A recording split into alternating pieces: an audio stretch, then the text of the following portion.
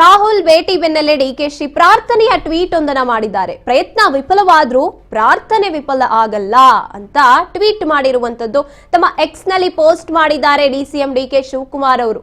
DCM DKShi ಮಾರ್ಮಿಕ post ಇದು ಅಂತ ಹೇಳ್ಬೋದು. ಎಕ್ಸ್ ಖಾತೆಯಲ್ಲಿ ಮಾರ್ಮಿಕ ಪೋಸ್ಟ್ ಅನ್ನ ಹಾಕಿದ್ದಾರೆ. ನಿನ್ನೆ ರಾಹುಲ್ ಗಾಂಧಿ ಅವರನ್ನ ಭೇಟಿ ಮಾಡಿದ್ರು ಡಿಕೆ ಶಿವಕುಮಾರ್ ಅವರು.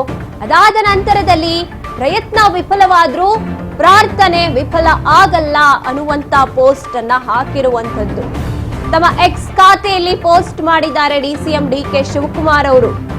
ಏನ್ ಹೇಳಕ್ ಹೊರಟಿದ್ದಾರೆ ಹಾಗಿದ್ರೆ?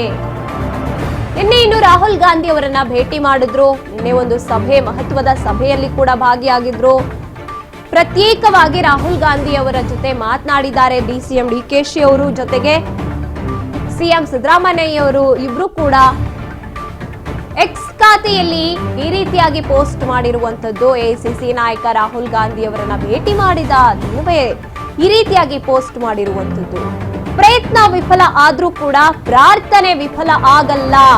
ಇದರಿಂದ ಏನಿದೆ, ಅವ್ರು ಏನ್ ಹೇಳೋಕ್ ಹೊರಟಿದ್ದಾರೆ ಅನ್ನುವಂಥದ್ದು ಗೊತ್ತಾಗ್ತಾ ಇಲ್ಲ.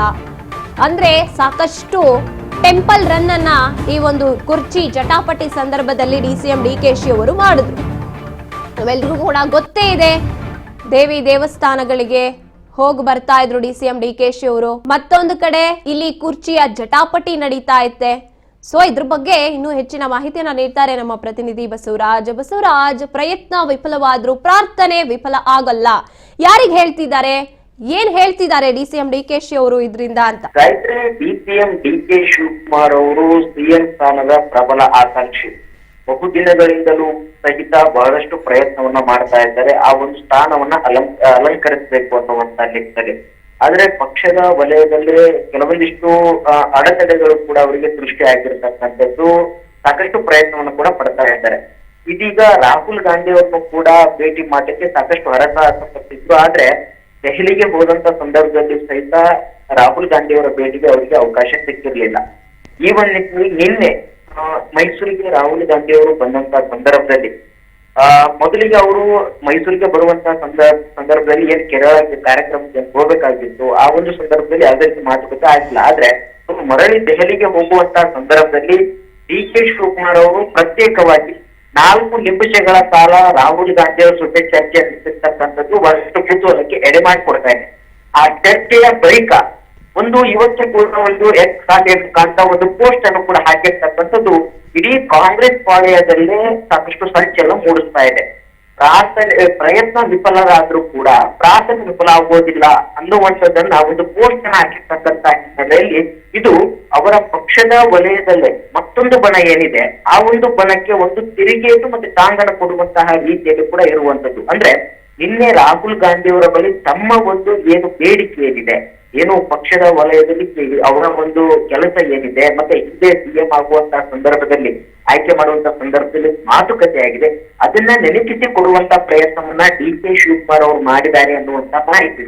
ಅದರ ಜೊತೆಗೆ ಅದನ್ನ ಸುದೀರ್ಘವಾಗಿ ಚರ್ಚೆ ನಡೆಸುವುದಕ್ಕಾಗಿ ಸಮಯಾವಕಾಶವನ್ನು ಕೂಡ ಕೇಳಿದ್ದಾರೆ ಅನ್ನುವಂಥದ್ದು. ಆ ಒಂದು ಸಂದರ್ಭದಲ್ಲಿ ರಾಹುಲ್ ಗಾಂಧಿ ಅವರು ಸಹಿತ ಸಕಾರಾತ್ಮಕವಾಗಿ ಸ್ಪಂದನೆ ಮಾಡಿದ್ದಾರೆ ಅನ್ನುವಂತ ಮಾಹಿತಿ ಕೂಡ ಸಿಗ್ತಾ ಇದೆ.